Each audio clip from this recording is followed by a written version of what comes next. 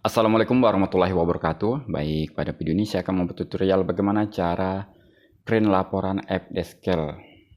Bagi teman-teman yang baru menemukan channel ini dan belum berlangganan, silahkan klik subscribe dan nyalakan loncengnya agar setiap saya upload teman-teman dapat notifikasinya.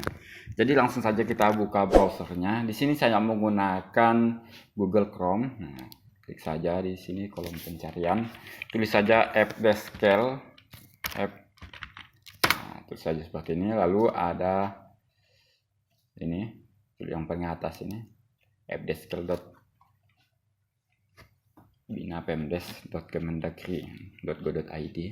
Jadi di sini kita masukkan akun kita, akun desa kita masing-masing. Jika sudah kita masukkan, kita klik masuk.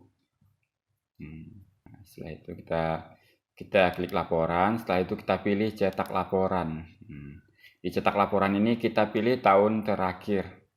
Ya, jadi misal kita dipinta tahun 2026, maka tahun 2026 yang kita cetak. Nah, sesuaikan saja tahun berapa yang dipinta. Setelah itu kita scroll ke bawah. Nah, nanti di sini ada untuk geser ya ke samping, kita geser ke samping. Lalu kita pilih klik cetak. Nah, di sini sudah ada laporannya ini. Jadi evaluasi perkembangan desa.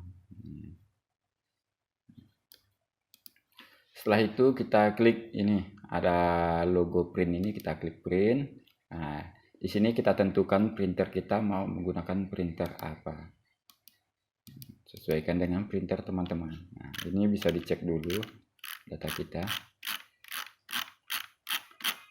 Jika sudah, maka selanjutnya teman-teman tinggal klik print.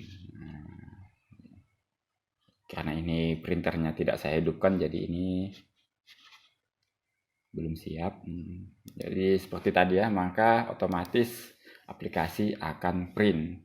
Mungkin itu saja tutorial singkat tentang print laporan AppDeskkel. Saya akhiri dengan wassalamualaikum warahmatullahi wabarakatuh. Jangan lupa subscribe.